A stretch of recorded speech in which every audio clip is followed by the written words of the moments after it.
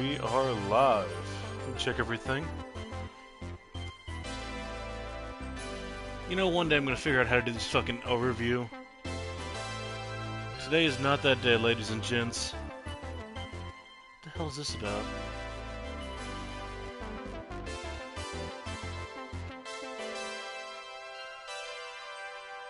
I'll look at it later. Hey everybody, welcome to Arcade Paradise. This is a game about starting up an arcade while working at a laundry mat. It's a fun game where you just get to build up arcades, get to play them. You'll see. It's a fun game. I've played a bit of it. I haven't finished it. I just end up deleting my saved data for y'all, so let's get started. Also, today I'm joined with Joe. Joe, say a few words. Hi guys, hope you're enjoying your day. Too many words. Let's get going. I'm going sorry. to what you call it. What's sad man fail at running a wash place? Yeah. Yeah, an arcade place where Sabon's never experienced it. Have you, Sabon? Yeah. I have to say, one thing I do like is the style for this game. Also, one thing I'm worried about is the copyright for the music, so fuck me. I didn't really think about that until I started playing it. I don't need with you. We keep singing bloody Kiss from a Rose. I don't think I've done that on stream yet.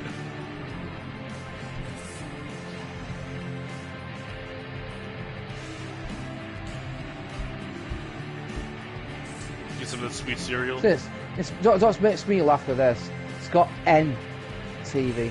It's supposed to be MTV.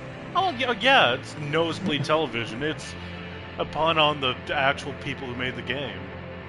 Yeah, I know, but if you've got MTV, which was music channel, wasn't it? Dude, back in the I'm day. not that young. I know what MTV is.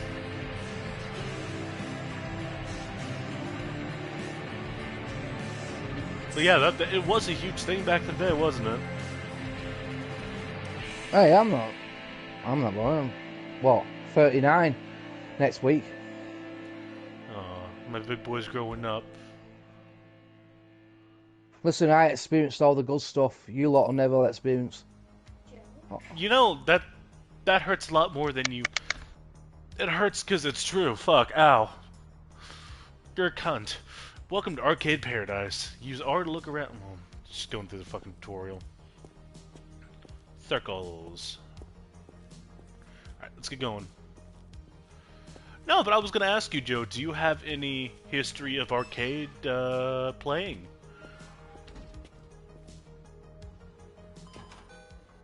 Good talk. I think I heard Carol call them. Hello, Ashley. This is your father calling. Welcome at long last to the real world and real responsibility.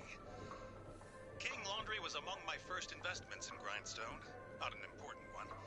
Honestly, I'd forgotten about the dump. But with shrewd management, perhaps even an ungrateful and capricious teenager like you could make it a success. I love you too, old man. Let's go over the basics one more time. Pay attention. First, take a basket of laundry and load it into an empty machine. Get some bullseyes. Alright.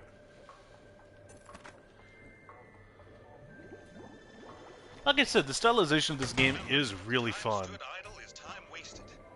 Maintenance and cleaning are your responsibility. Okay, let me clean Trash, then. pick it up Fuck. and dispose of it. There's a dumpster around the side of the building. There we go. Yeah, this game is mostly just managing a laundromat. Go.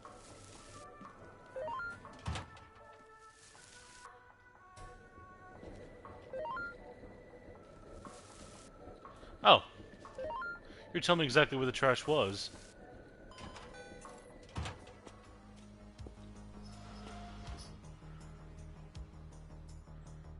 In red. Hell yeah. At the end of the wash cycle, your watch will alert you with an important beep. Remove the wet items and transfer them to a tumble dryer. Where's my watch? That's not my watch. Here we go. Yeah, sneeze. Hold on.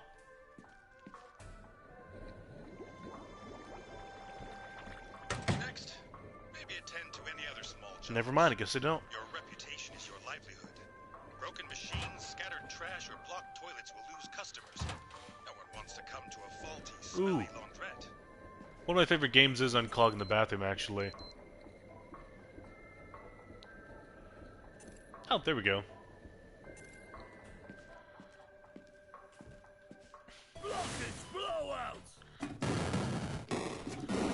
There we go. There's always a sweet spot. Once the clothes are dry, take them out and place them ready for the customer to collect. You're not gonna just make them. Oh, damn. All right.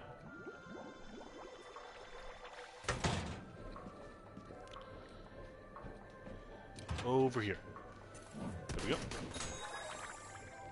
Remember, I'll be keeping tabs. So arrive on time, keep the place clean, and don't cut corners. Here it is. Look, Ashley, I know at your age, garment sanitation hardly seems glamorous, but nothing in life comes free. Sorry about that, I'm back. Oh, you're fine. You're capable and that You just fired, but otherwise. The packing plant always needs fresh meat. And fix the toilet. oh, sometimes your watch will let you to abort events. Hang on, Hey, was Super- that bloody thing? Well, that bloody, what you call it? Wolfenstein then. What? Are you talking Oh, about I one of the saw- arcade games? We'll get a close look at it in a second. Hey, Super Nerd, your What? first. It ahead. literally looked like Wolfenstein. Well, I can't exactly go look at it right now. It was on your screen a minute ago on that PC. What you're looking at? It was Give on me a- that.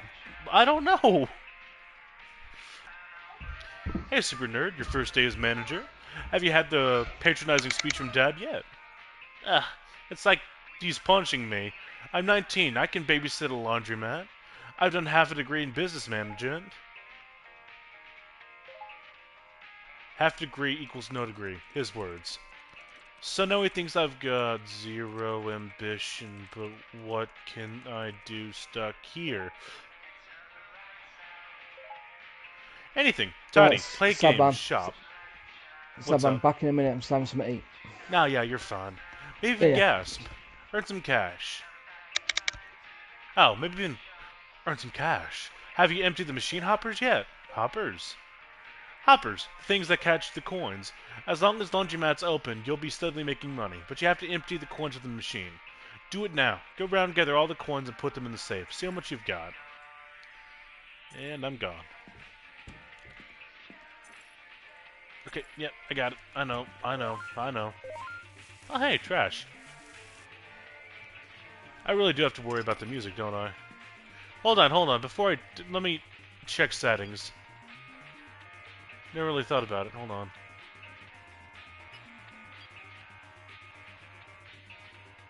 Oh, perfect. Film grain. Alright. No. Fuck. I'm just gonna have to pray and hope. Nope, don't want to play it. There we go. 137. Fuck yeah. 250? The washing machines are token operated. Remember to remove the cash from the token machine regularly and put it in the safe in the office. Go. Hold on. There we go. Just checking something. Alright, put them on the safe. Let's just get through all the tutorial shit first.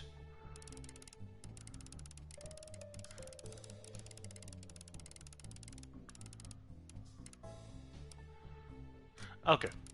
It's like that. There we go. And there we go.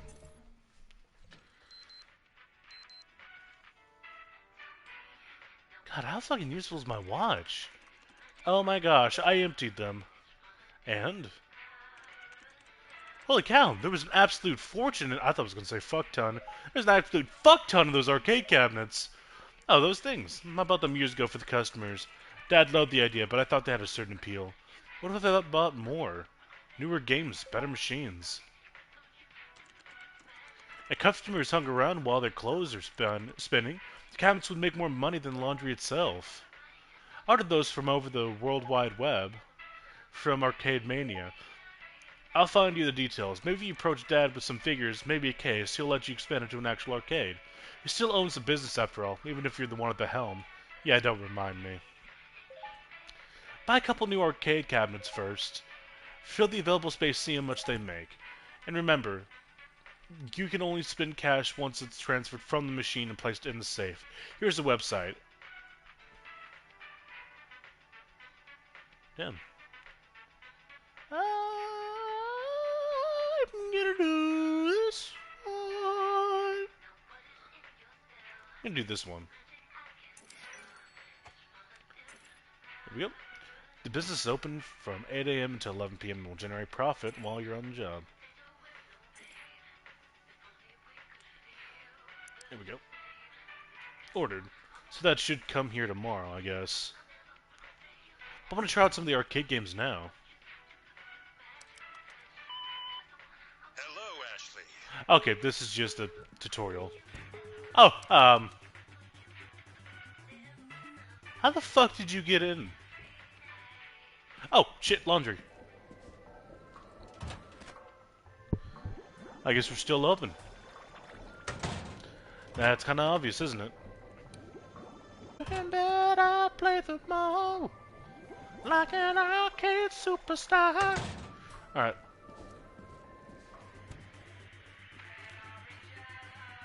This game I spent so much fucking time playing.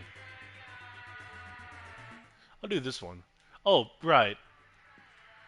There's one thing in this arcade game that you can change. Let's see. You can probably be more, difficulty easy, price for play. Here we go. You can adjust, you can make slight adjustment to these and try to get as much money from them as possible. Goals, complete all 3 levels. Make it to a new car 5 times after crashing. Oh, that's Racer Chaser, so it's like GTA. I don't know, I've always thought of it as GTA. It's more like Pac-Man. That explained nothing about it, I know. There we go.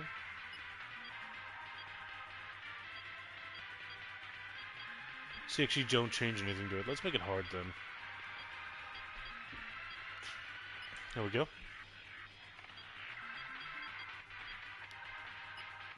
Goals.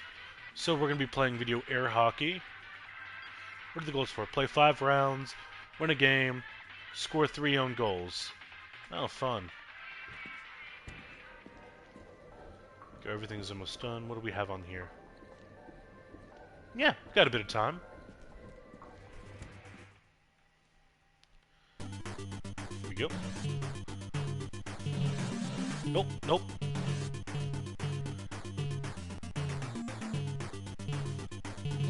Oh, I was wondering if I could use my touchpad to do it. I can't. There we go. There we go. There we go. Fuck you. Fuck you. Fuck! Oh, nope. Nope. Nope. Nope. Nope. Nope. Nope. Nope. Oh, wow. If I push it in the corner, it just disappears. Or respawn somewhere else. Gotcha.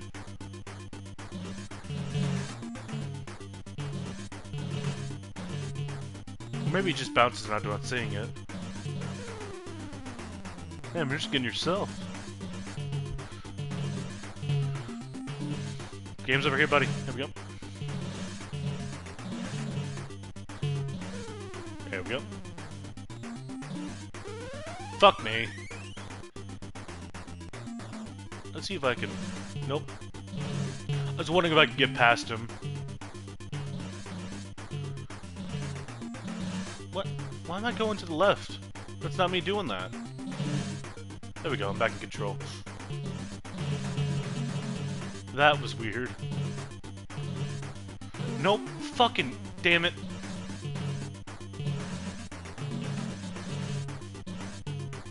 Nope, nope, zip. Oh, you bitch. Come on. I don't think the difficulty on the arcade game, when on the settings, actually change the difficulty of the game. As far as I know. Probably know it makes it a lot more difficult. There we go, fuck you! Alright. How much do I have left for the... How much do I have left for you guys?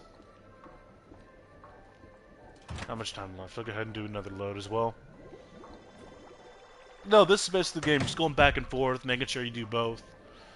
And when you complete those goals, I believe it gives you either a actual reward... Ooh.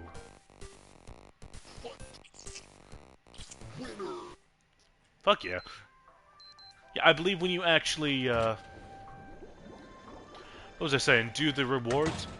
I think it either increases the profit of the game or gives you money rewards. I can't remember. Just get this done real quick, then I'll go back to the arcade. I mean, there's some days where you just forget about the laundry entirely and just stick to the arcade, trying to get some of those achievements done.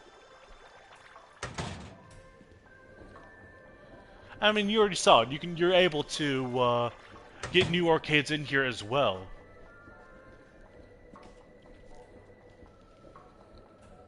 The fuck? Oh. I've killed the man.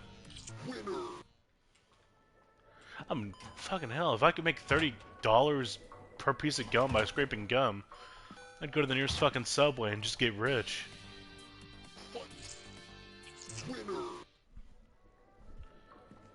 Find me over under park benches all fucking day. I don't think there's any more. Yeah, let's play another game. Oh, fuck yeah. Oh, you bitch.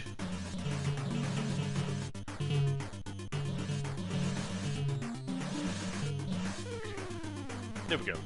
I'm spamming X sometimes, just let you go over the line, I guess.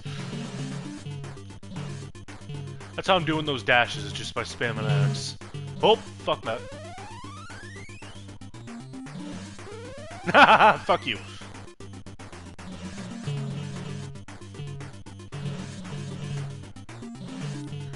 Not gonna let you win again. There we go. There we go. I got another one of my own goals. So I just need to finish this game and it's another achievement done. I think the last one, actually. Nope. Not letting you win. Fuck me. Again! Fuck me. Again! Oh, fuck me. Again! Man, that was really shitty.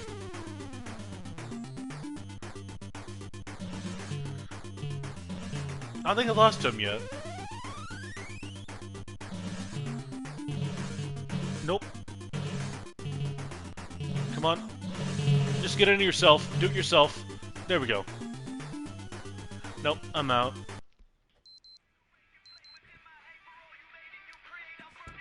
Wash, there we go.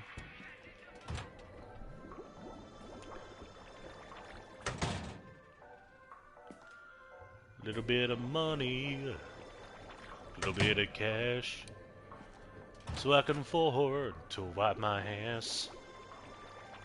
There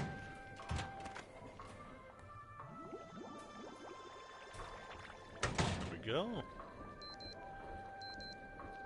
Alright.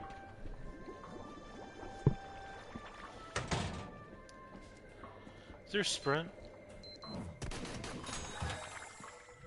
I don't think there's a sprint.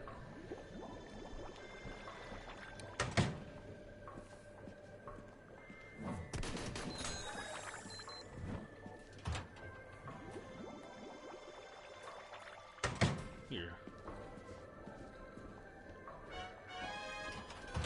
The fuck you mean? I did that exact... Fuck off. Let me see. What is Llama? Oh, it's that kind of game. Alright, just gonna toggle that. I have a zoom. The hell's my zoom? I'm back. That ain't my zoom. That ain't my zoom. Hey, what's up? I want to ask you a question, Joe. Have you had any experience playing arcade games when you were a kid? Yeah. I used to play Mortal Kombat 1 and 2 and 3. Did you ever... I used to play Thingy as well. I was sit dead and stuff. Have you actually gone to a... Oh, 5 rounds. A proper arcade place, yeah. Yeah. Yeah. I don't think I've ever been one. I mean, of course, I don't count Chuck E. Cheese as one. Oh, what? The place was called Thingy in my town, Laser Quest. Laser Quest. Which is an arcade place. Is that a reference to a video game? No, that's what it's called, the arcade place. It's called Laser Quest. Did it also have like a laser tag thing to it as well? Yes, inside it, yeah. Well, that makes sense. No, I've never been to an honest arcade game place. I've always wanted to, though, but nowadays it's harder and harder to find. There's one in what? No, since I've been over here with Carol and stuff, and we went to one a couple of weeks ago. You know, took the kids. We paid £40. Was it like an art? Yeah. Was it an all-day pass, or was it for like just per machine? Oh, what it is, we paid £40 for all of us, and it's for an hour, but you don't need to pay any money into any machines. You just go and play whatever you want for a full hour. Huh. See, I only thought there would be all-day passes or something like that. No, they will have, but it'll cost a bit more for that, won't it? Yeah. Arcades are not what they used to be. You know what I mean. Yeah, You know what I mean. You got to understand when I was a kid, PC weren't a thing. You know, PC gaming's a thing, and obviously PC might erase and all that lot, but they have more problems than anything. But when I was a kid, it was arcade machines competing against what you call it, consoles, and arcade machines were way superior than the console. Right. See, whenever I think of an arcade game, I always just end up thinking about the Wreck-It Ralph game or movie. You know? Yeah. No, you would do because, like I said, you've not experienced it. No, I haven't. There's still arcade places out there, but they're very few. It's not like when it was like 80s, 90s, where it was a big thing. Everyone was going into arcade machines. Yeah. I mean, I can imagine. I mean, now that everything you want is just at your fingertips all the time, I mean... No, that's what I mean. Everyone was... I mean, when I was a kid, Mortal Kombat was a massive game, which, I mean, you probably know that. And when 2 came out, everyone was at arcade machine. I mean, literally lining up for it. I'm on about a line what was literally massive. And people stand there all day waiting for their turn. Oh. You know what I mean? Yeah. That's how Mortal Kombat got huge. Well, because of the consoles, because of the arcade. So is it really a thing that if you put your coins on the arcade screen, it shows that it's your turn? Yes. If you wanted your turn next, you put your coins. You stand next, like next in line, but you put your coin on the machine. That was a thing. Huh. I don't know. I'm just guessing at stereotype. I mean, again, I just wish I had the chance to do it. I really did. Mhm.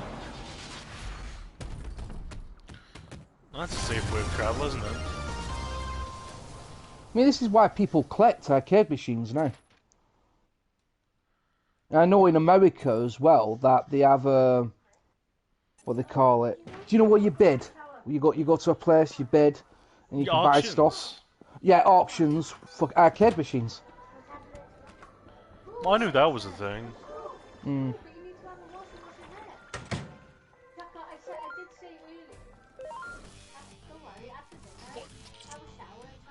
I have a fucking minigame for everything.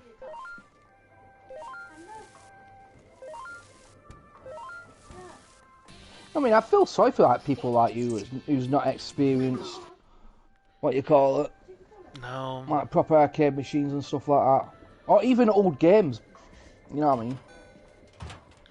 Because I think people would respect gaming a lot more. You know what I mean? When if you experience like the NES, you know what I mean, and stuff like that, Mega Drive. I know in America it's called Genesis. You know what I mean? Experience them. You know what I mean? The original PlayStation. I mean, You know what I mean? I think if people today experience that a lot more, I think they'll understand where old gamers are coming from with new games. so are you kind of thinking that it's a detriment to the fact that we made so much progress so quickly with video games that we should have stopped and had one generation focus on just the style of games that we had at that one time? No, what it is when you have like people today and they play like Fortnite, you know, I mean Call of Duties and stuff like that, and they think that's how gaming is. You know what I mean? They look back at old gaming and go, oh, look at that, it's garbage.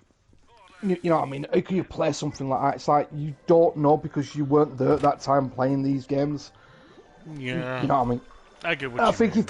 I think if people went back and played the old games for what they were, yeah, they're not. I mean, not all of them are great, not all of them are fantastic. Yeah, the graphics are not up to like normally what graphics are today. We all understand that, you know what I mean? Limitations back then. But I think people have more respect for old games and look at new games and saying, why is the gaming atmosphere of today is not on point like it used to be? I mean, what makes you consider on point? Are you just talking about quality-wise? Just the quality and the buying a game. Like, let's say, I give you a game, yeah? There you go, Sadman. I give you a Horizon Zero Dawn, yeah? You go, look at it and go, yeah, it's got great graphics, good gameplay and stuff like that. Massive open world, it's very detailed and stuff. Yeah, I like that. But if I give you a game, you know what I mean, from back in the day, like a really, really good game, and you look at that and you go, oh, yeah, but that's not got good graphics. It's basic, it's very limited and stuff like that. You know what I mean? You'll push it off. But I'm saying if I went to you and give you, you know what I mean, thinking, oh, yeah, for an old game, for how its graphics are, I can respect it, yeah, and I did get my enjoyment out of it, always, I got my money's worth. But I'm paying at least about $70 to $80 for a game, what's nearly identical is every other open world game. That's what I'm trying to say. Because every open world game falls into the same category and looks near enough the same. See, I think that's what I'm trying to get at. I think that's why I kind of like stride from those games and play games like these that are just unique. I mean, I guess that's not exactly unique anymore. A game of setting up an arcade place like this. I mean, there are tons of games like that, but I'm talking about more like the independent style that you'll see in this. That's it. But if you notice, AAA are not doing that. These are low budget games.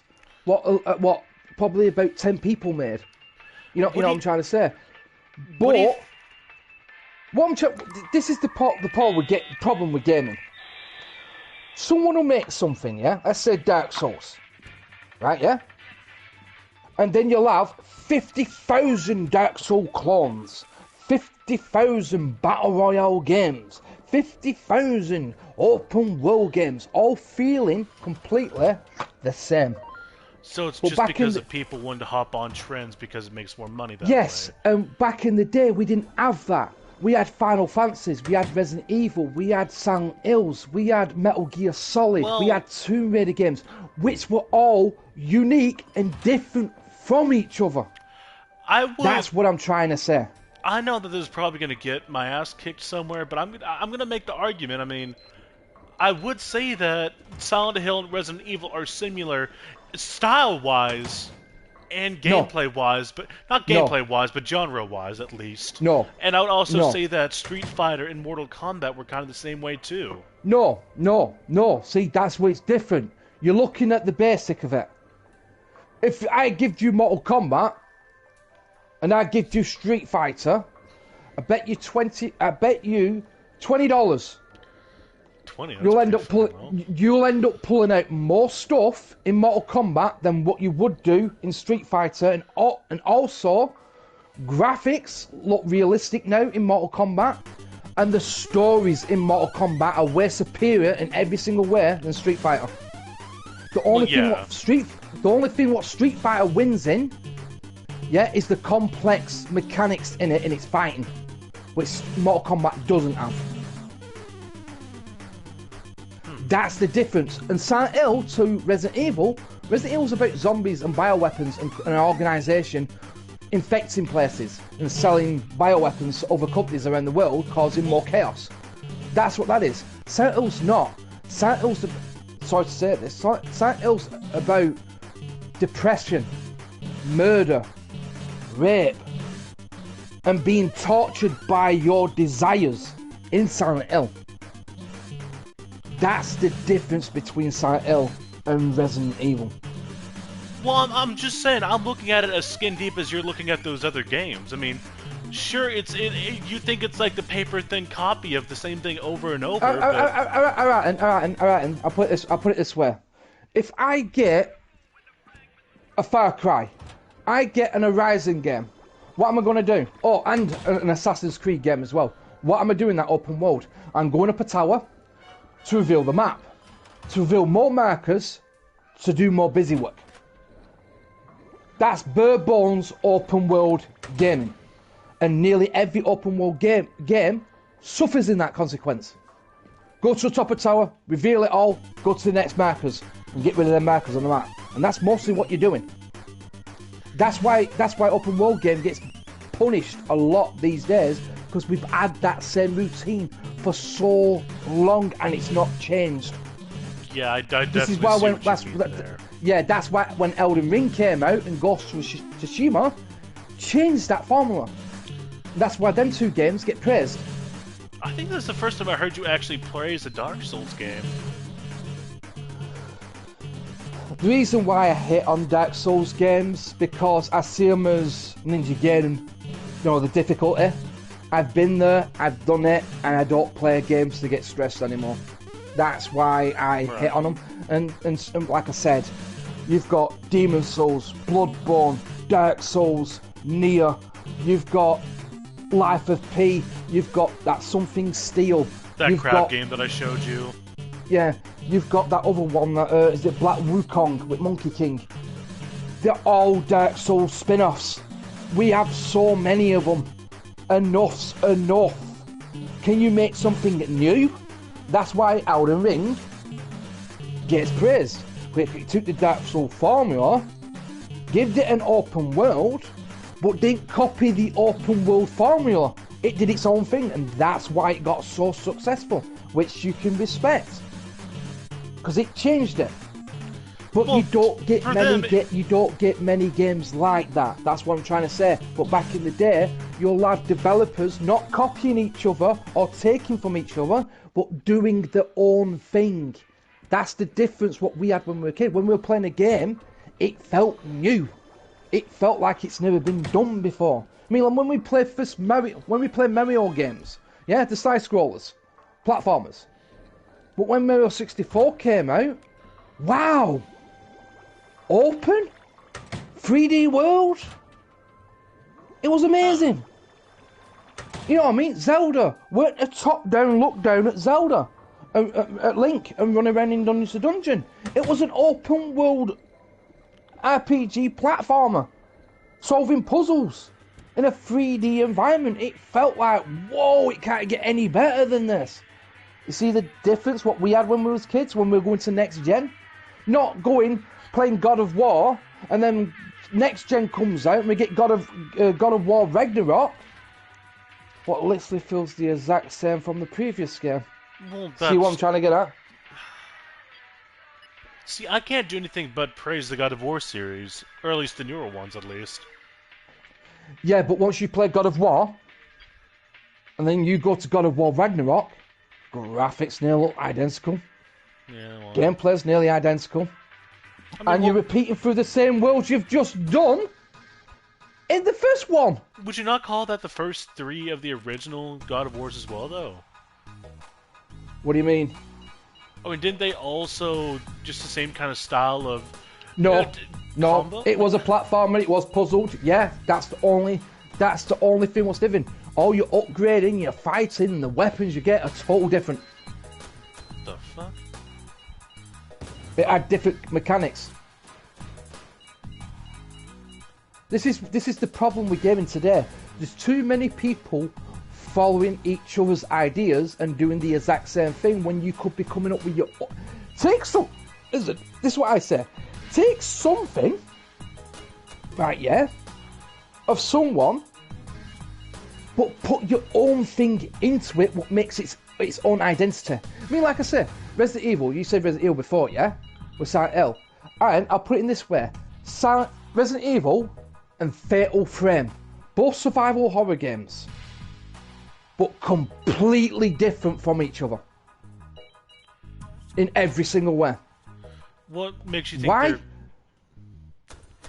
Because your Fatal Frame is, right, Resident Evil, yeah? Survival horror, you have limited items, right, yeah? You're fighting zombies and bioweapons, right, yeah? And you're shooting. Right, this is the difference between Fatal Frame. It's a survival horror with limited stuff. You're still doing puzzles like you do in Resident Evil, but this where where it comes different. One, you're fighting Ghost. You can't run from Ghost. You've got to fight Ghost. You don't have guns. You have a camera. Right? What you upgrade. You've got to face that Ghost in first person and take pictures of it to drain it. That's the difference between it. They took the formula of Resident Evil and thought we'll turn that into a Japanese horror style survival horror game. And that's what they did. That's why it's so unique. That's why there's nothing like Fatal Frame. Huh. You see what I'm trying to get at? Yeah. I just didn't They've know. looked at Resident Evil and said, we'll take that, but we'll do it as a Japanese horror style game, which they did. Because give me another game where you're actually fighting ghosts like a Resident Evil. It ain't one. The literally ain't one. It's always you either fighting zombies, demons, or something else. You're not fighting ghosts. And the thing what makes it even more creepier, right, yeah? They give background story to them ghosts. You see them ghosts get murdered. You know what I mean? Or get the throat slit. Or hanging them themselves. They have a deep story to them ghosts. Or as every enemy you're fighting, you feel sorry for the ghost what you're fighting. Huh. That's the difference. I didn't know there was so much to that franchise. Yeah, that's what I'm trying to say. When I look at gaming today and I see copy after copy after copy after copy after copy, and I don't see no creativity in everything, that's the problem with it. Nope. And that's what's suffering with gaming. Look, they're doing thingy, that Concord. Yeah? It's a hero shooter. Yeah? Online. Failed. Miserably. Dropped. Gone. Why do I keep Then going you've got back that to High Guard. You've got High Guard. Yeah? High Guard. It's just been taken offline. Oh, it's going to be taken offline in a couple of more days. Oh, I Yeah? don't know what High Guard is. Yeah? Same thing. Online service game with battle royales and you know what I mean, stuff like that. Another hero shooter. Gone. No one wants it. Yeah, there's another game what's just come out. Same thing. Do you know what I mean? It's ridiculous how many games are being completely, after you bought it, right, yeah, it's literally going, oh, we're closing servers down. Otherwise, you won't able to play this game. You bought it, but you won't able to close the server, play the game because we're closing the servers. That's happening a lot now, literally. Otherwise, you've paid a lot of money for a game, and a game you can't play in a couple of more weeks or a month or 2 months after because they're going to close the servers down. That's so pathetic. That would never happen in 90s, early 2000s, 80s. That would never happen. You bought that game, you play that game for the rest of your life. That's how disgusting it is today. And just do you know how disgusting it is? You're paying, like, with this new, what do you call it? This new wrestling game, what's coming out, you're paying 120 quid, right, yeah? For the Mega Deluxe or whatever edition, right, yeah? People go out and pay that. Do you know what you're paying for? You're not paying for the game because you don't own the game. You're paying for the license to play that game. You've paid all that money for a license to play that game. Sometime in the future, that game you will never play. Because they'll probably take it off. Yeah, but there is the thing where when that does happen, indie developers tend to actually refund the game. Oh, Ubisoft did it when they closed Drive Club down. They just took it off and stopped everyone from playing it. Jesus. Where was the refund? I mean, there's a thing where, like, you stop thinking of it as actually buying a game and start thinking of it as buying something closer to a movie, because,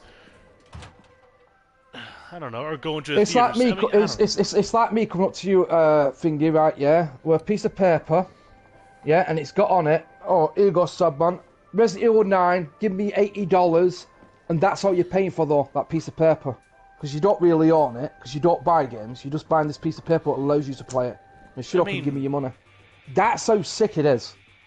And that's the problem people have got with gaming today. Well, like I said, back in the day, we didn't. We went to the shop, we bought the game, came back, played it, and keep on playing it, even till today. Still play it. And this is why I don't like about it when we're not getting much arcades or anything like that anymore and stuff. 'Cause it's a shame for old games while not being thingy. This is why you have people going back playing PS. Believe it or not, it says it's known for being now 60% or 65% of gamers now today have gone back playing old games.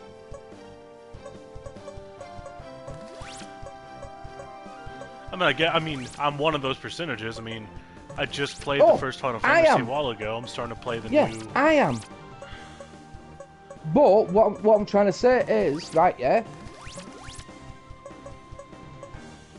they can't even make new games or new IPs now because they'll fail.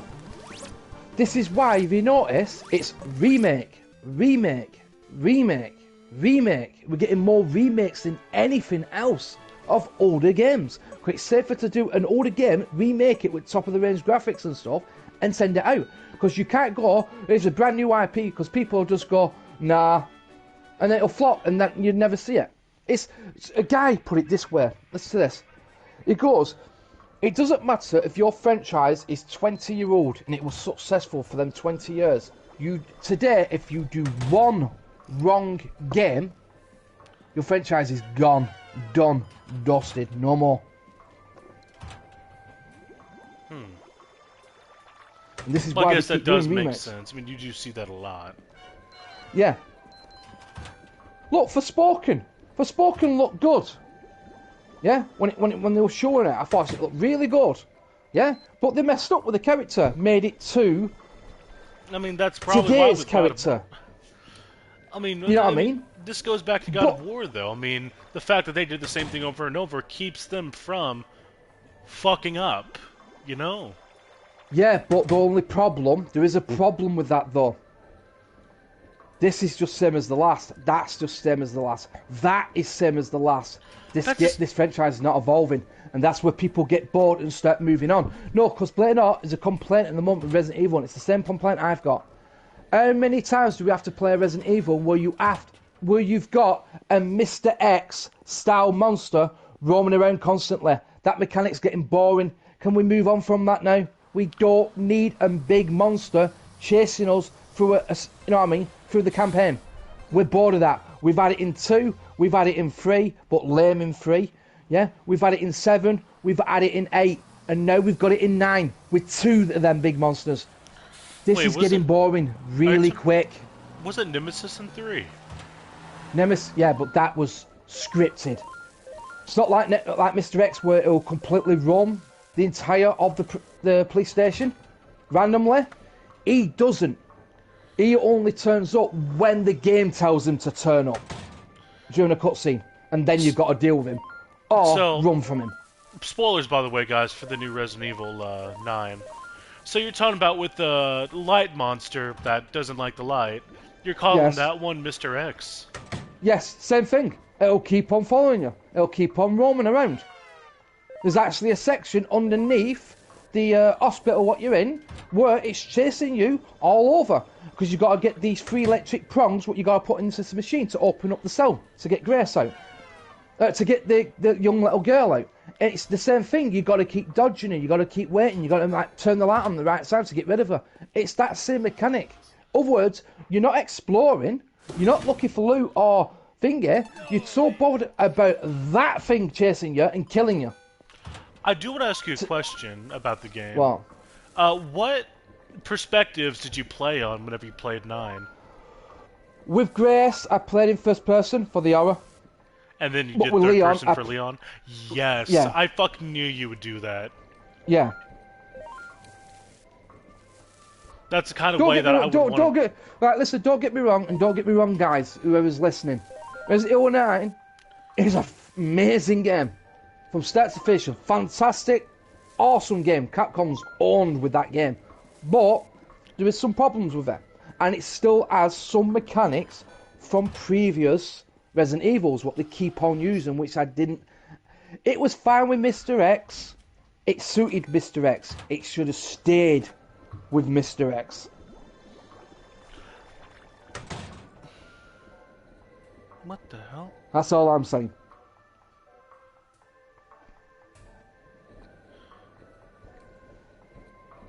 That's the problem I've got with gaming.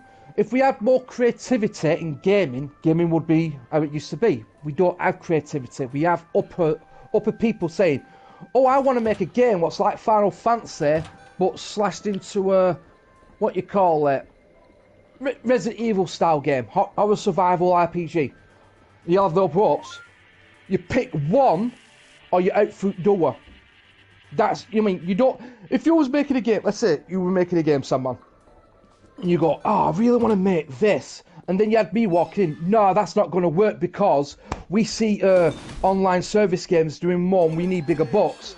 That's not giving you your creativity, what a game you want to make. I'm telling you what to make.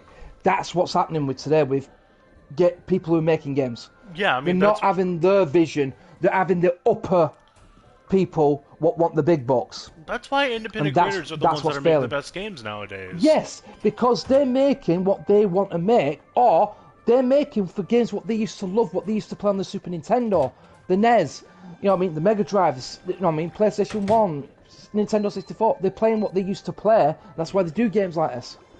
That's why there's a lot of games. That's why there's a lot of games that look like Castlevania or Ninja Gaiden and stuff like that, because that's what people loved back in the day. It reminded me of the game Moonlighter that we were playing. Yeah. I mean, like Moonlighter, what you're playing and stuff like that. Yeah, and that other game what you were playing. They are literally a copy of thingy on PS2. Give me a minute. Dark Cloud. What was that game that I was playing? Cult of the Lamb. Cult of the Lamb, that was it. That's what you're talking about, Dark Cloud, right? Yeah, that's what I was talking about, Dark Cloud, because that's what it reminds me of. You go into a dungeon, you get your items in, you do whatever, and then you come out and you build your city. So this is what Dark Cloud was about. Going into the dungeons, getting your stuff, coming back out and building your city. Going back in, doing the same thing, coming out, building your city. And you see your city grow with the people in it. Which was good.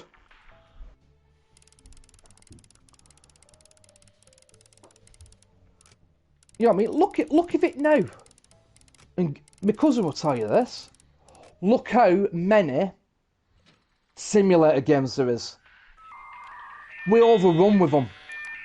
Yeah. That's how pathetic it's getting. I think gaming needs a reset. That's what I think. What do you suggest as a reset? I think the biggest problem in gaming, what needs a reset, multiplayer games. The online service, battle royale, need a battle pass, and stuff like that. That needs to quit. Oh, that's killing gaming. Well, with PlayStation in the first place, if you want to do a game like that, with a lot of games, you need to have PlayStation Plus to do online features. Which is bullshit. If you purchased it, and you want to hang out with your fucking friends, you shouldn't have to fucking spend money on that. I find that bullshit. It's because PlayStation, Microsoft, and everything all pay for the servers and the maintenance on the servers. I think that's why they pay for you to play online. Oh, think about it. Think about this, yeah? You go out, you buy a TV. Then you go buy a console, yeah? Think it this way. Go out, buy a TV, you buy your console. Then you got to go out and get a provider for your internet. Then you've got to play for PlayStation Plus. All that just to play online with your friend. Yeah, I mean that's just the way the world is. I mean, you know what I mean? God. One thing I do not agree with, which I think is really scammy, MMOs. And the reason why I say that, because yeah, you got to play for your PlayStation Plus, you've got to pay for your internet, right? Yeah, you got to pay for your game, but they want you to pay for a monthly contract to play that game online. Yeah, and then they want you to pay $30 to $40 each time for a story expansion, constantly. Otherwise, you're paying for a contract to play the game online, for whatever game you're playing, let's say Final Fantasy 14. You're paying for a contract to play Final Fantasy 14 online, right, yeah? Then also, you're paying for expansion packs, which are like 30 to 40 a time. See how scummy that is? It's just forking out more money. See, back in the day when I was a kid, if you played GoldenEye, you bought GoldenEye, you just paid for GoldenEye. You didn't need to play with a friend, pay money to play with a friend. You just plugged another controller in and played with your friend. If you want to unlock stuff inside a game, just play the game and do different difficulties or find secrets and stuff. And that's how you unlock different things in the game. That's the stuff I don't like. It's all a scam to get more money. If you understand where I'm coming from with that. It does make me wonder where it all started. A little game called Candy Crush. Do you consider it there? Yeah, that's literally how it's there. Candy Crush made more money than anything. Yeah, game developers on game consoles saw that, and ever since that happened, we started to get microtransactions and these battle passes constantly and stuff like that, because it was making them loads. And when Thingy were doing it, GTA 5 with the shark cards, and they were making millions. We can make more money for a game we've already got out if we put this stuff into it, and that's when it went out of control.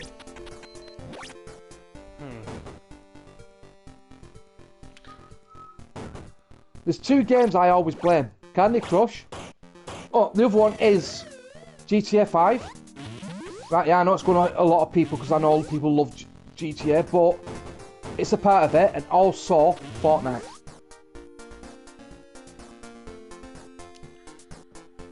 I don't know, I guess I never really thought about games at all. I mean, while I play them, I mean... It's not that I play games, you know me, I play games, but I've been playing games for at least 30 years. You know what I mean? I've seen how gaming's developed over the years. And to me, yeah, the graphics look amazing. Can't deny that.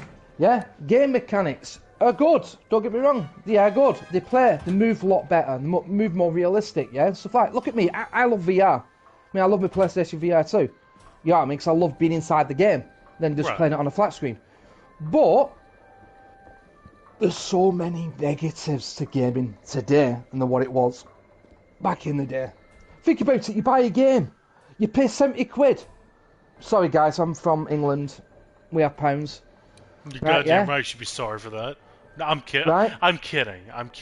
And what it is, right, yeah, you get a game, you've been waiting for so long, you put it in, and the game's broke. Don't worry about it, matey. We'll have it done in a year's time, it'll be fixing up to scratch. Hang on a sec, that's like going out buying a car with no wheels, no engine, no exhaust, and going, yeah, every couple of months we'll give you the pieces to put into your car. But I've just paid about 23 grand for this vehicle. Yeah, but every so many months we'll give you a new part to that car. How's that a thing? You'll get done for that. How do you sell a broken game full price and expect people to stay around till it gets fixed better? Shouldn't it be fixed at day one and then improved even better? That is a lot of what I hear about with Diablo franchise. they release it before it's actually a full-fledged fucking game. That's the thing with gaming.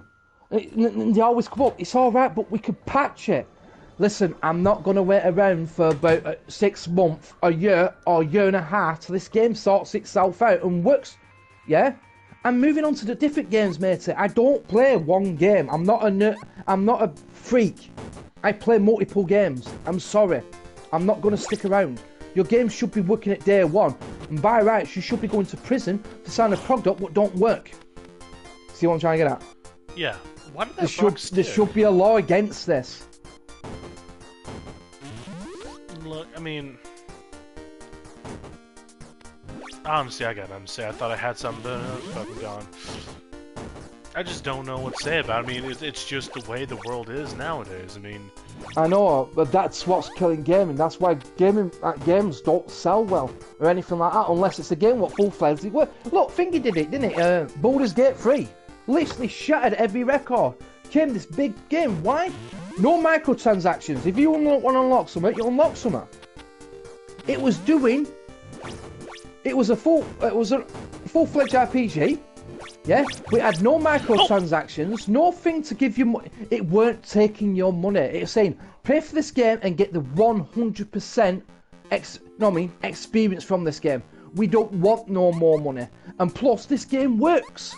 Otherwise, we don't need to patch it. It just works.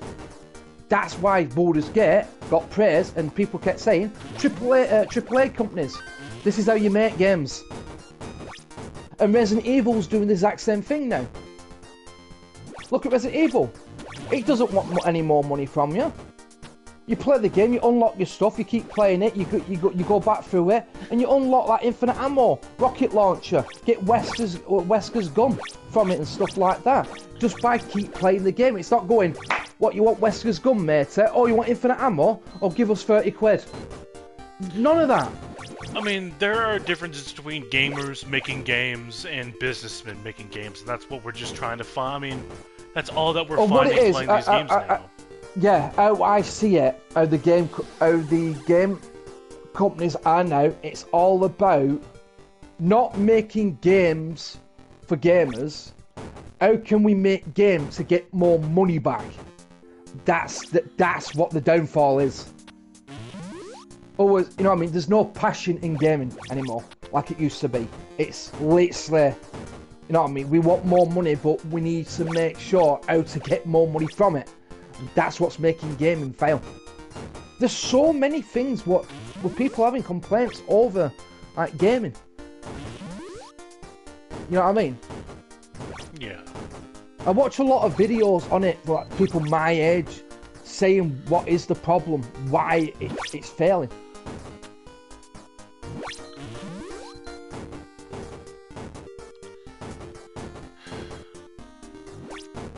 I mean, and a lot of people will agree with me straight away. You know what I mean? Because it's true. I mean, what can we do better about it? Stop copying trends. And also, if you made decent games, your games will sell. It's proved. Listen, it's proved a point with Resident Evil 9. It's an amazing game. You know what I mean? If you just make decent games, your games will sell. If you're making games for money, you know, it's like what I said to you.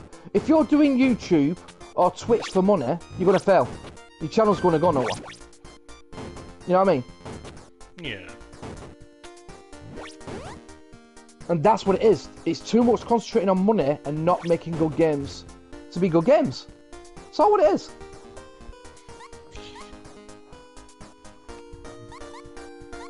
And that's what needs to change. It's a simple strategy.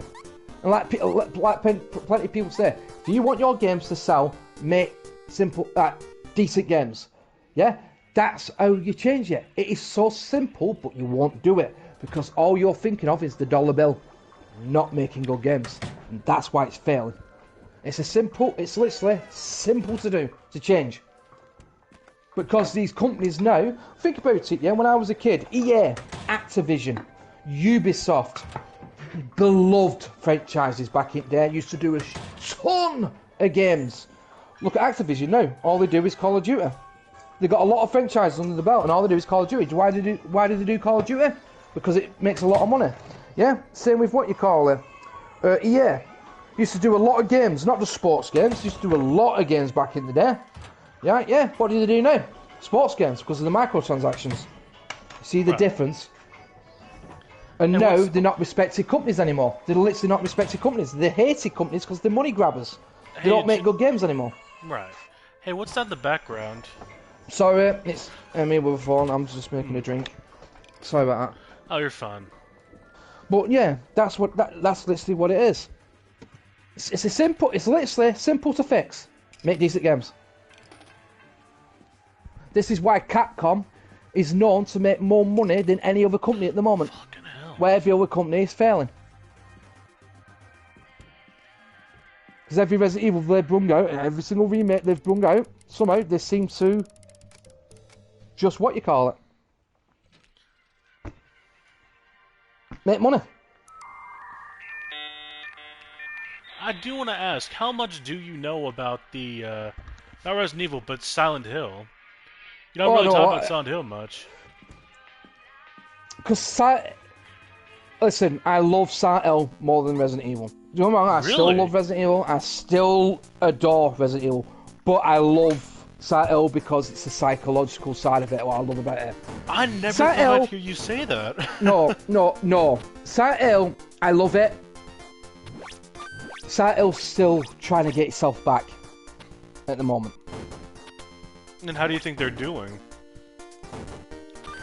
So other people, they'll mourn, it's not doing well. I don't see a problem in Silent Hill. I think the remake to 2 is amazing. Silent Hill F looks good. I've watched gameplay on it at the moment. I've not got it myself, you know what I mean? Because like I said, I just paid for Fatal Frame 2 remake. But I don't see a problem and I think they're doing alright. But I know this generation of people just mourn at anything. Pick your nose these days, they'll just mourn. Oh, fuck me! That didn't... that wasn't good. No, I love Silent Hill. I've always have it. I didn't know... What? How do you think they're doing game to game? Do you think they're playing it different every time? Do you think they're doing the same thing over and over? I've played Silent Hill 1, completed it, done 2. I've not played 3. It's 1... I weren't around on the PS3 as much when that was out. I was more on 360. But I played Downpour. I played the 2 on the PS Vita and stuff like that. Really? Yeah. And the last one was Downpour, which was a good game. But with the remake, they've done well with it. Looks incredible. The fog looks bloody amazing in it. The fog hits the buildings and comes down off it. Yeah. This is the thing with Silent Hill now. They're not sticking it in America now. It's going from country to country. That's the thing what's putting me off at the moment. But I don't mind it. It's not making it a problem for me. It's just weird to see. That's it. You know what I mean? And being set in Japan, go with it. It'd be more freaky if it's in Japan. Because it's in Japan. No, Japanese with their style of horror. You know what I mean? I don't mind it. If you want to do something different and set it in a new country, then do it. And then that new Silent Hill, is it Fall Town or whatever it's called, Townfall? That's looked like it's set somewhere else, and it looked pretty alright. I didn't mind the look of it. No, I mean I've looked through some of it. I mean I've seen a lot of gameplay. I watched Markiplier's playthrough of it. I'm just about to his final episode of it. So I've seen a lot of that game. F? Yeah, Silent Hill F. Yeah. And that's actually where I've been watching the Resident Evil game as well. But no, it's... To me, I love it. I really do love it. Yeah. But one thing is, the Japanese culture is not very well known to America. I mean, we've only just see it with anime, basically. I mean, there's not really that much culture bleeding over here. I mean... Right. Go ahead. See, I watch American horror, I watch British horror, yeah? They're your classics. But I like to go off the beaten path. I like to go to Italian horror, which are brilliant at doing gore and very violent scenes. That's what I love about them. If you want gore, you want very violent scenes, Italian.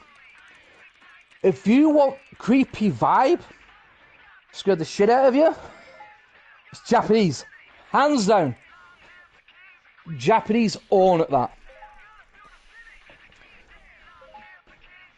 I mean, do me a favour. Do me an honest favour. Go and watch Grudge 1 American. And then watch Grudge 1 Japanese. And get back to me. And tell me which one's better. It's probably going to be the Japanese one. I mean, I do Hands believe down. that Japanese are better with horror. That's not a thing I disagree with. Son of a bitch, I just left the computer. That's not a thing I'm going to disagree with. I agree with you on that. But what I'm saying is that there's so many unique things about Japan and Japan's culture that we don't understand. That kind of makes Silent Hill F difficult to play for Americans, or I don't know, for your culture as well, but... No, listen, this is how I see it. When I see a horror game and it's based in Japan, I always sit there and me straight away and I go, fuck yeah, I'm ready for that. So I know I'm going to get a scare out of it. See, thing is with me, Sabman, I'm immune to horror. Nothing scares me. It's hard to get something to make me to react to it. Oh my god, that's terrifying. That's why I laugh when people go, oh, Resident Evil's scary. I just sit there. Oh yeah, I completely get what you mean. You need to grow some balls, mate. You really need to grow some big canoonies. You know what I mean? Because they're not scary at all. This I may laugh get at some them. people to roll their eyes, but I think that just my love for the Five Nights at Freddy's franchise and me watching that gameplay over and over and over has got me somewhat immune to jump scares and somewhat immune to spooky atmospheres that it produces. Yeah. But other games and other movies that I've watched, I mean, horror is my favorite franchise. It is. Yes. Yeah. Same with me. Same with me. But I don't like modern horror. It's all about jump scare. Horror is all about something what you can't fight back against, and it's creepy. This is why I don't know how they do it, but Japanese will get a girl in a white dress, long black hair, and make a movie as freaky as fuck. You know what I mean? And you can't shoot this. You can't stab it. This thing you can't fight against. It's a curse. That's why they always try to figure out what the curse is to get rid of the curse. And you get a mystery behind it. Oh, it starts becoming horror, but also a mystery behind it. And that's what I love about it. Right. That's why I do like the Smile franchise, is because of just the pure atmosphere that it has. Yes. The fact that, and the kind of storytelling that it does, the twist that the story will take is interesting. I mean, the fact that it can basically fuck with your perception of reality to the point where you'll do things you don't realize you're doing. Right. Listen to this. I'm gonna give you something, like a bit of an example, right? Yeah. It's from Fatal Frame 5. Damn, there's This 5. girl, yeah. This girl goes to you, yeah. Can you go up to the top of the mountain to get my sister? Right, yeah. Or you go up this mountain. It's raining. It's dark, quiet, and it's infested with ghosts, this mountain. Or you go up. The girl you spoke to when you get to the top, she's already there. She's behind her sister. And do you know what she's doing to her sister? What? She's slitting her throat. Why the fuck do you have me go up to a mountain if you're... Just fucking do that yourself. Fucking hell. No. She wanted to go up there to save her sister. Her sister was trying to kill her. And you figure out, because she starts shimmering, she's a ghost. Her sister won't deny her death. She thinks she's still up there and she still needs saving. The time she goes up there, her sister's killing her. Because it was her fault that she died, because of her sister allowed her to get bullied, and she never helped her out. That's why she came back for her sister to slit her sister's throat, and they end up becoming a bucking ghost, who end up attacking you. Fuck. And all you can hear is the gargling of the ghost when it's trying to kill you. I'm stuck there. Fuck you. That on me, I'll be doing what Gary did in Phasmophobia. Done, bye, I'm gone. You can hear the gargling like she's trying to talk, but you can hear the blood in the gargle in the throat. Yeah, that's not fun. That's not fun at all. No, that's Fatal Frame, a Japanese horror different to American horror and British horror. No, that is a bit unique, isn't it? Yes. And that's what Fatal Frame does. It's stuff like that. And it's creepy. Very creepy. And the ghost as well. You could be there opening a door, you'll close it behind you, and all you see is a ghost behind you looking through the glass with long black hair and everything, and then just move. It's creepy. It's the vibe it gives you, and it's very unsettling how the ghosts look. There used to be one in the first one that used to always go around. My eyes, when she used to come for you. Find out her backstory. Her own child, at 2-year-old, yeah, she was asleep in bed. A 2-year-old got up, got scissors, and shoved them in her eyes. Jesus. She's looking for a baby, but she's constantly saying my eyes because she's blind. And you can see the blood coming from her eyes. It's like, that's dark. That's and creepy. I mean, see what I'm trying to get at now with yeah. Fatal Frames? Why I like them so much. I mean, this is making me start to think, what if, or horror in general starts working more on old fables like we had back in the day? Like, I've told you about La Llorona, right? Yeah. It's a Mexican story, a Mexican tale about a woman who ends up drowning her kids. Oh, yeah, yes. And it's terrifying. It is. It scares me. That story does scare me. Yeah. Especially when I was at camp that summer. It scared the shit out of me. It's a bit like The Ring, though, isn't it?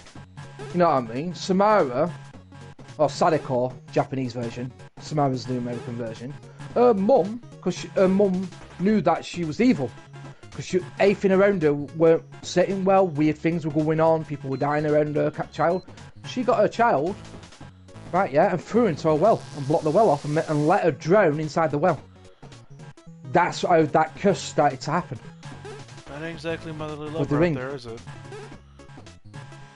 The dark stories, that's one thing about Japanese, it's always dark stories. I mean, it creeped Cowl out watching one Missed Call. The Japanese one, that. Just the ringtone itself creeps her out. The ringtone. Never mind so the you're gonna make that thing your ringtone, right? That's what I said to her, because I do like the ringtone. She goes, no you're not. No you're not. I say, I am. She goes, no you're not. I say, I am. Make that your daily alarm whenever you wake up for the morning. By the way, don't tell her I'm giving you these ideas. These did not come from me. About it, I told Gary to put it on his phone and play it when she's in Faz, and he did.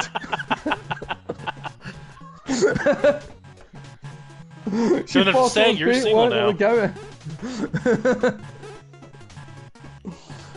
But no, you know what I mean. That's why I like Japanese horror. Because it is freaky, and it's got a good atmosphere with it.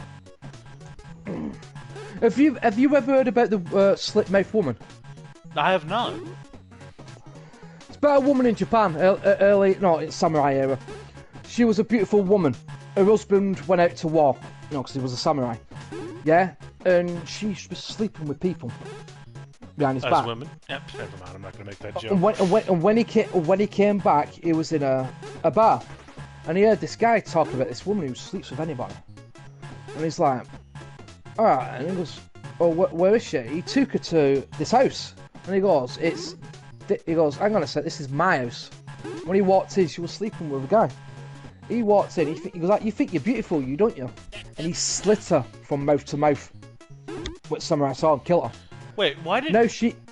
No, listen, she comes back and she'll see you in the street, she'll go, am I beautiful? If you say no, she'll kill you. If you say yeah, she'll kill you. Why would you be an asshole and say no? What? No, just why would you be an asshole and say no? Either way, you're dead.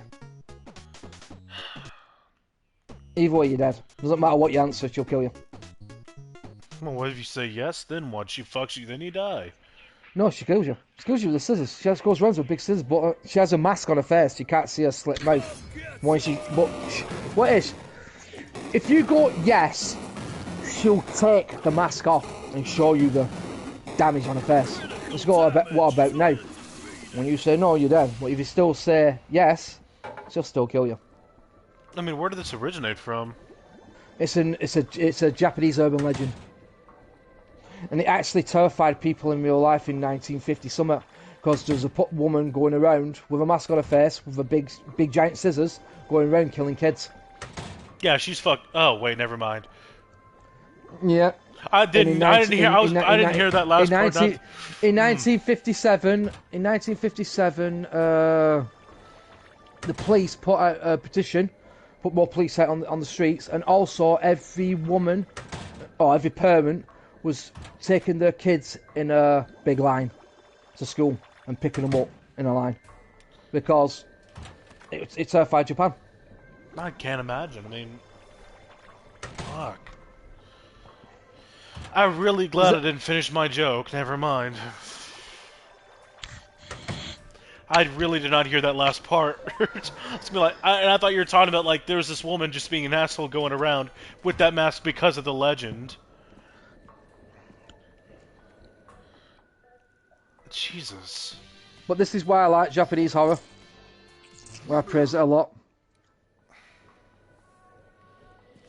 Joe, if you can get $50 for picking gum off of a fucking table all day per piece of gum. Yeah. Yeah. Yeah. I don't know why I asked. It's obvious. Yeah. It's a simple job, and you're getting $50 a time for it. Yeah. Fuck, do I get double if I eat it? Oh, no, you sick bastard. Save me money on lunch too.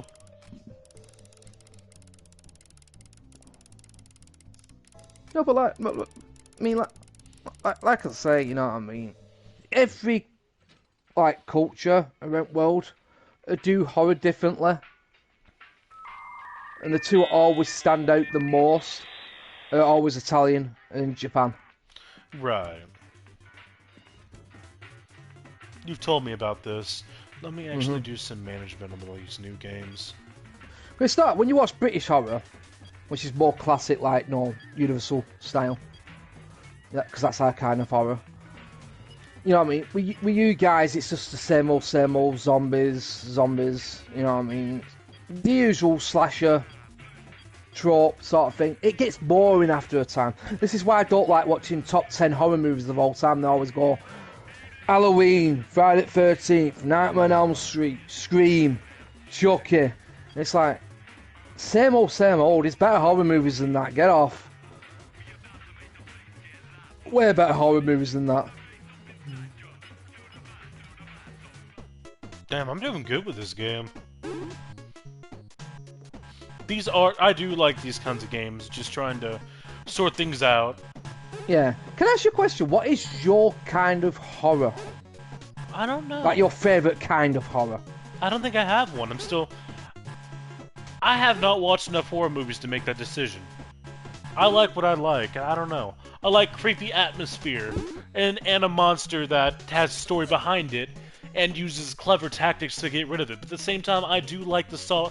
I love the Saw franchise. I love the desperation of humanity trying to live. Literally, what you just explained there, you're well at home with Japanese horror then. And the thing is, I love... Literally, you're literally right at home there. What you just literally explained Japanese horror. Not joking. I'll tell you what, I do need to look into actual Japanese movies. don't think I've ever seen one. I mean, don't get me wrong, you know, I mean, a lot of people are like, yeah, but it's subtitled though. It's dubbed. So, I'm not missing out on a good movie, I'm sorry. I'm not like that. Oh, well, I say that, but I've seen turned to... No, wait, that's Korean. Man, I've seen more live-action Korean than I've seen live-action Japan. I mean, it's like Koreans. Koreans kill it with zombie movies. Yeah, but they do. They literally kill it. It's awesome. They're brilliant at doing it. I mean, at one time it used to be Americans what used to be good at zombie movies. Not anymore. I don't know really because of Zombie Flesh Eaters, because that's my favourite zombie movie of all time. Would you consider the fact that we started it out, the zombie movie franchise out, or at least we made it more popularized, what caused us to be good at it, but we just didn't have the skill to go further beyond? No, what it is I mean, don't get me wrong, I do love American zombie movies, I do, because you have given us classics. It all started with Night of the Living Dead. That's what it started with. That's what I'm saying. Yeah, you know what I mean? That's what does the thing. It's just start like the Italians, because this is why I always include Italians with zombie movies. Italians saw what you did with Night of the Living Dead, Dawn of the Dead, and gone, well, we could do that, but put our twist on it. And that's what they did. Which made it better. Were you still keeping the old classic zombie, the slow moving zombie, and then eventually you end up changing it to the fast paced running zombie, which I've never liked, because it's like, how do dead people just get up and run around? Once you have rigor mortis in, it would be hard to move around that quick. No, I don't think we should talk about the facts of zombie apocalypses in the first place. You see, that's what I see from it, yeah. But one thing with the Italians, they put this creepy atmosphere into it. It's just not a zombie movie. It's got a creepy vibe to it. And that, because you got to understand with me, my first ever zombie movie of all time I've ever watched was Zombie Flesh Eaters. And that's my all-time favourite. Because it's got so much of a creepy vibe to that movie, and the zombies don't look like actors. They look like real dead people. That's the creepy factor of it. From the still frames that you've shown me of that movie, I agree with you. It does look extremely graphic, gruesome. Yes, it is. It is very graphic. And if you want body horror and gore, the main thing you get that is from a zombie movie like that. Yeah. Oh, it is. It got banned over here. Because in late 70s, early 80s, we had a regulation on our horror movies. Too much blood, too much violence, too many women dying in a movie, it'll instantly be flagged. Bang! Banned from this country. Can't sell it in our country. That's what happened to Zombie Flesh Eaters in 1979. It came over here and got banned straight away. The thing is, I don't know how my mum got hold of it on video set. That's the thing what always gives me, because it was banned in our country till early 2000. Yeah, it was banned in the up to early 2000, and then it started to be in stores in the early 2000s, like 2001, 2002. But my mum had it since 1995. And I've always thought to myself, how? Oh, I see. When it was banned in our country. Weird. It's weird. I did not know it was your mother who got you into the franchise. My mum got me into a lot of stuff, horror movies, Van Damme movies, not martial art movies and stuff like that. That's why I'm into martial arts and stuff. You know what I mean? It's my mum what got me into it all. That's why I appreciate my mum. That's why I love my mum so much, because if it weren't for mum, I won't be into the stuff what I like now. Like Aliens. I'm a huge fan of the Alien franchise because my mum was into it.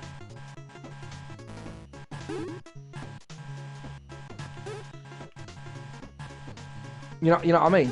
Yeah. Back in me, I just need to go to the toilet. Yeah, take it what you need to. I'm just gonna keep playing this game, trying to get to...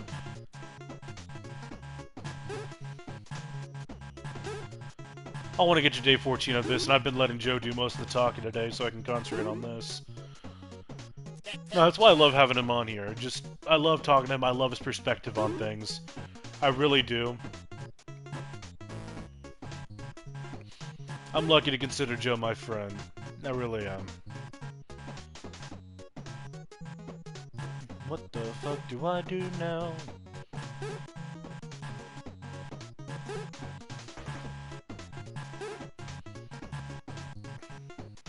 I feel like that was the wrong decision.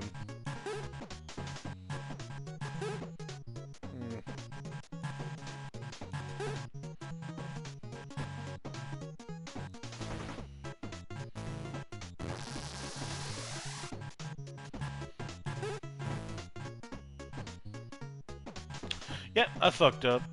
This is the end of my run. Ah, fuck me.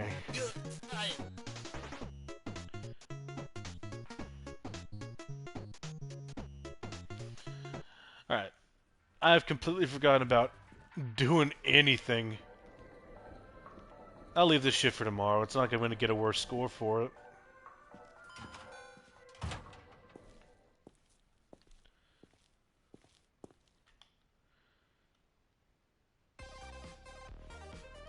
Oh. The bus didn't even come in. That's weird. I've already played 5 days of this. Fuck, I can't tell if the days go by slowly or quickly.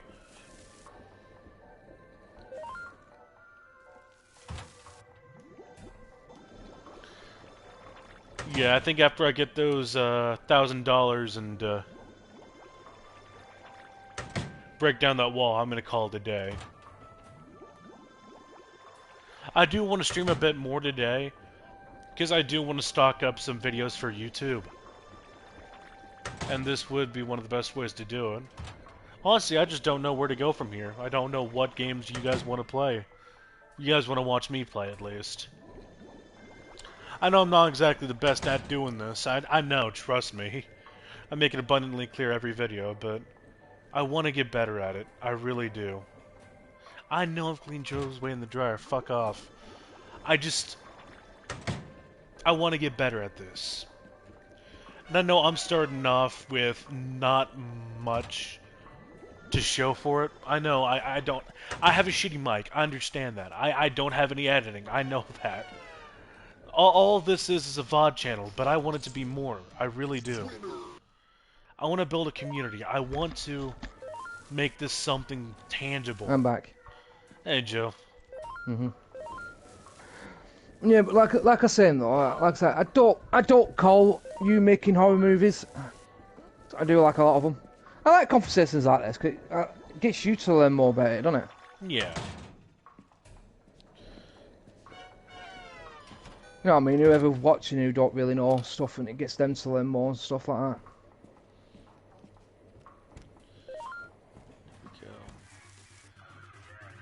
Do you know something? Right, yeah. There's a movie what came out 1985. It's a zombie movie. American. And there's been no movie like it since. If Magic anyone's Mike? listening... No, if anyone's listening into zombie movies, you want to watch a good zombie movie, what's very unique and nothing else is like it, yeah? Go and watch The Return of the Living Dead Part 1, Part 2.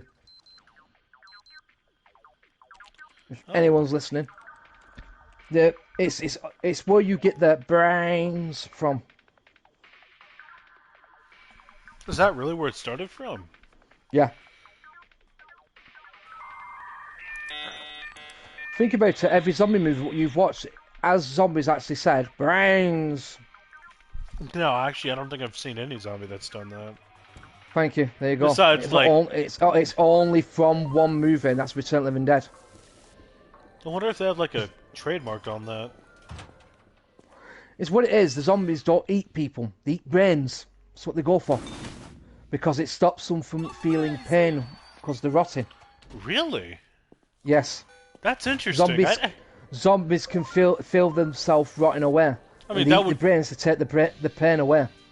I mean, that also gives them some sort of sentience, which just makes it even more despair. And the only thing with the zombies, you can't shoot them in the head. Really? You can't chop them up. They'll still come at you. You can't burn them, because you'll spread it. The only way to kill them is to electrocute them to death. But where are you going to get electric? And plus, the zombies talk to each other. They'll make traps to bring more people in to kill them. They're clever. That is interesting. Very fucking scary, that's what it is. And when was this... If that apocalypse happened, we want to survive it. When was this made? 1985. And then they did the second one in 1989. God, They're we don't brilliant, have... fantastic movies. They need to do shit like that now. Yeah, the comedy movies, but they're done so well, and they're nothing like you've ever seen. Even today, there's nothing like Return of the Living Dead. It's a one-of-a-kind zombie movie. Zombie franchise.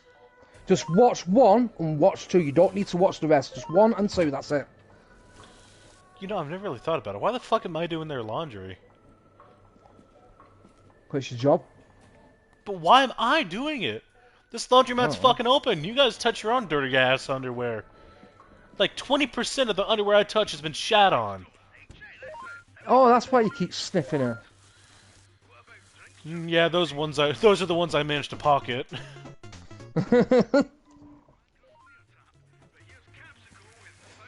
Yeah, but when I said that, what kind of horror movies do you like? When you explained it, this is just Japanese horror. Why not watch Japanese horror then? Is that what you like? I don't know any Japanese horror. I mean, I'll take a look at it. I don't. One of the Ring, franchises that I love, but one of Grudge, the ones I watch the least, is One horror. Missed Call, Blackwater, Eye, stuff like that. I was over here yesterday telling you how I watched that old Curious George movie, talking about that, and you're over here just like thinking about all these fucking nasty ass horror movies. Oh, I love it, me. I've always been like this, me, right? Yeah. And this is the problem I've got with American horror. If you're gonna slit someone up from groin to throat, show us. Right. Oh, cut away. I want to see it. I think that's a bit why I do like the Terrifier movies, because it's not afraid to actually show the blood and guts and shit. I don't know what your opinion on those movies are, but I personally really do like them. It gives I don't know. It feels like it's a much older movie than it is. Yeah. Well, it's like I said, you know what I mean? It's like what Lucio Fulci, famous Italian director, well respected, because he's called the King of Gore. It's like he does a scene in Zombie Flesh Eaters where a woman gets grabbed by a zombie, gets bashed through the door, and she's trying to keep the door closed, but the wood is pointed at her, a big giant splinter, and it grabs her, and she can't get away from it, and it pulls her slowly to that spike, and that spike is getting very close to her eye. Yeah, you think it's going to cut, it goes in her eye and stays, and you can see it going further in, and then snaps the splinter in her eye, and she's just screaming, and it's still showing you the splinter in her eye while she's going to the zombie. It keeps it on. That's what he does. He keeps it focused. He's not going to cut away. Well, you think he's going to cut away like every other director. No, he's like, see it? Yeah, you like it? Look at it. It's good, innit? Keep on showing you and showing you. It's like, fight, no, stop it. You know, sometimes I keep track of if you are not a serial killer. Yeah, you just made a mark towards the other way. No, I'm not. Yeah, a warning to those that are squeamish, because holy shit.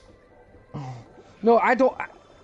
I like to see it. I don't like where you're going to build it all up just to cut away. That's just lame as hell. I agree with that. I kind of wish that, I mean, I don't know why we got so fucking censored with that shit. It's not that the 70s and 80s were like the king of that back then, though. I was surprised in One Piece when they actually showed, the newer One Piece, when they showed Zoro actually cutting people. Because in the anime, they talk about how he uses the back of his swords. What? Yeah, it's a bit like Thingy, Ronan Kenshin, where you use the double-sided blade. Oh, reverse blade, sorry, which is blunt. He'll kill people with it, but it doesn't cut them. What notification? It's like getting hit by a steel fucking pole at full whack. Hey, like Joe, a superhuman strength. What notification did I just get? I did not read that. I don't know. I didn't see it. Oh, whatever. No, I've watched a lot. I've watched a lot of movies where they just cut away from stuff, and it's like, what's the point of trying to show us then if you're just going to cut away? That's my mentality.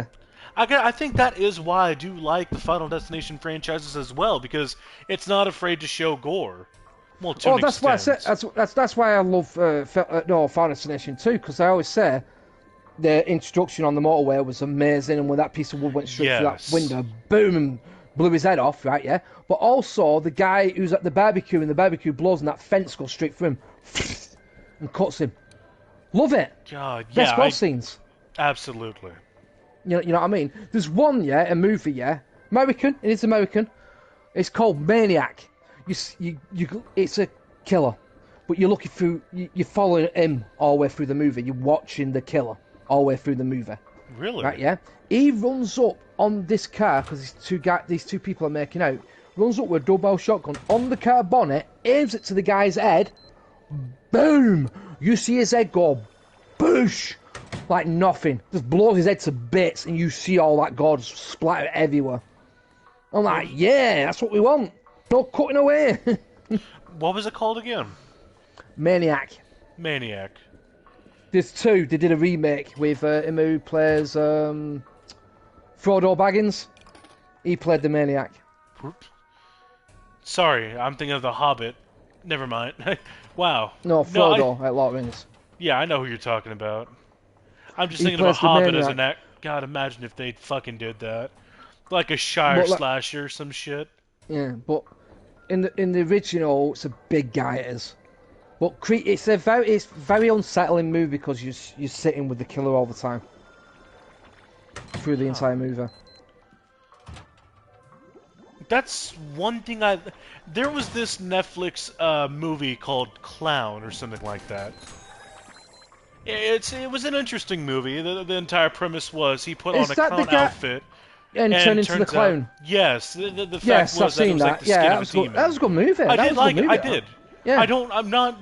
I think the clown thing is outplayed, but they did a fantastic job with it. Yeah. There's one I watched. It's called Clown Town. It's about a bunch of people go to a town, and it's overrun with clowns, people dressed as clowns killing people. That was pretty good.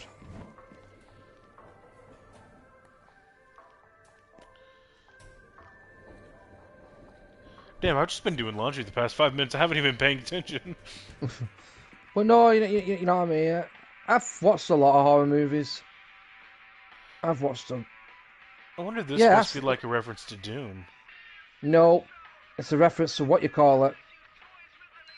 Wolfenstein. Really? Wolfenstein's older than Doom. Did they have By, like, that 2 color years. palette? Yeah, Really, blue and in purple. a few levels. Yeah, in a few levels. Yeah, Doom. Maybe that's one I can play.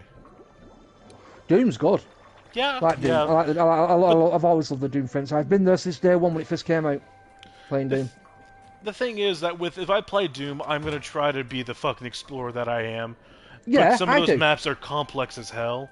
Yes, I know, but I love it because you can actually unlock all the levels and play the older levels. Yeah, I've played a Which bit I of love. Doom. But with Doom Eternal, I know the code to unlock 1 and 2, the original Doom. Really? We can play the full-fledged game inside Doom Eternal. My God. I don't have a reflection. You're a vampire. Apparently. One thing I do like about this game is if you get closer to them, they start to static and disappear. And Yeah, I they know, do I've that noticed solely. that. They do that solely so if somebody's in front of the arcade game that you want to play, that they'll just disappear so you can play it. Oh, I don't know why I was about Yeah. to throw those away. No, yeah, it's Blame Up. There's Yeah, like this. I want to play this game. Horizon does it. When you play the Horizon games, if you're in foliage and it's big and you can't really see anything, it'll phase the foliage where you can still look at the enemy moving through. Which is pretty good. I like that mechanic because you can still keep an eye on the enemy, what you're hiding from. Yeah. Man, it's only 6 p.m.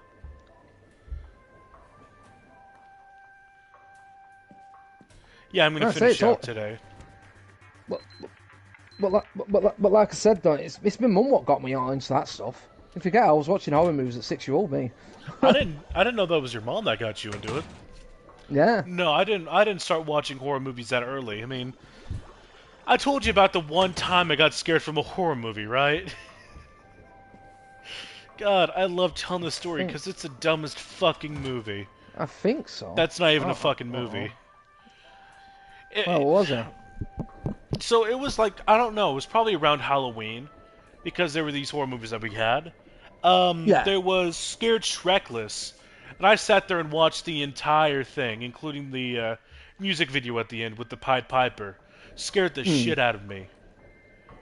And then, I don't think I told you about this, but afterwards, when I took that disc out, I planned on watching another movie that was, do you know who Ernest is? What Ernest is? Yes.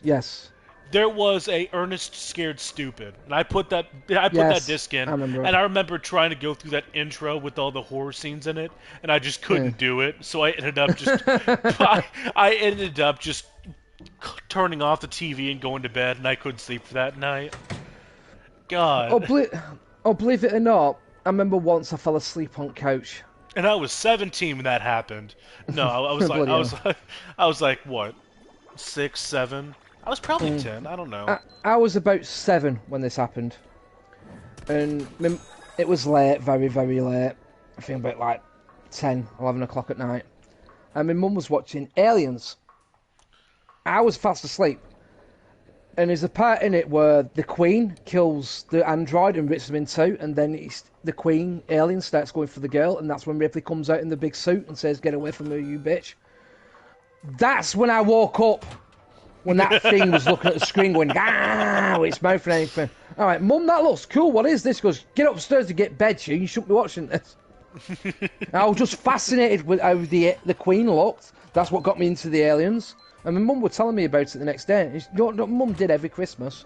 Bought me What? toys of Aliens. Really? Yeah. I had a box full of different kind of aliens. No, I wish I was introduced with the, I really do wish I was introduced into the horror franchise whenever I was a kid. But it didn't happen until later on when I was more independent and could watch my own video. I could choose what I wanted to watch. Yeah. Well, it's like, you know what I mean? You got to think about it this way. When I was a kid, like during the early 90s, you know what I mean? People who were born from 80s and 70s. You forget horror movies got famous because of kids, not adults, kids. The fans what love horror movies today are them kids from back then still watching movies now. I think I just realized how I started learning to love horror movies. Whenever I was at middle school or high school, I had a Chromebook which I could download movies from, and I Yeah. would. By the way, when you download movies on a Chromebook, most of the ads that Yeah. pop up when you misclick, it's just fucking porn. That's it. Just fucking porn. Or like Yeah. those scam porn ads, like that. Yeah. And by the way, also fun fact, don't try to download those movies with that while you're in the middle of a class with the substitute teacher who misunderstood what you were doing. That was not a fun day. That was not a fun day at school for me. It was not.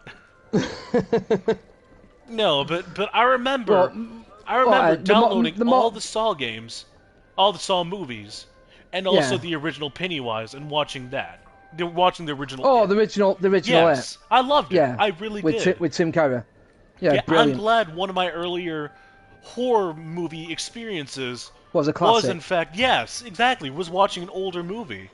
Yeah.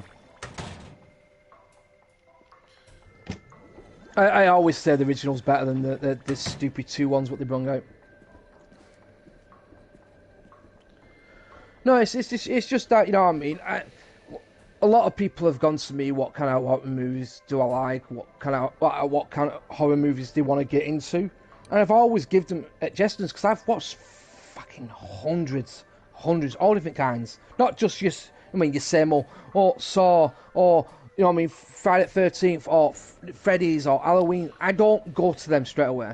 No matter what, you're gonna see them. They're everywhere. They're plastered everywhere. They're like tramps on the street. You know what I mean? I try to give you like stuff what is hard to find and lead you in that direction. Yeah. Watch them first, and then if you like them sort of things, then go into, you know what I mean, the basics of horror, which are them. You've told me about you've shown me that you love the classics, but at the same time you also know Yeah. the unique good shit. The Yes. stuff that's hidden in the back of the attic, all covered in dust. You Yeah. pull that out and you watch it. Where people don't even talk about, which Yeah. should be worth talking about. You know, it's like people go, "Oh, I love zombies." That's why the first thing I always say, "Have you seen Zombie Flesh Eaters?" And they go, "No, what's that?" If you're a zombie fan, you would know about this. Because it's a And you- must-watch.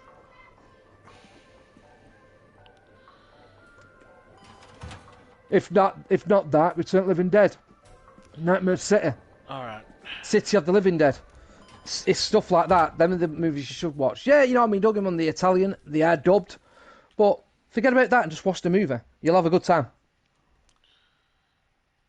Let's finish this day up. Ashley, hello. I approved your proposal to convert the utility room and extend the King Laundry trading area. More space, more washing machines. It's a little obvious, but fine. No more arcade machines. He's getting it wrong again.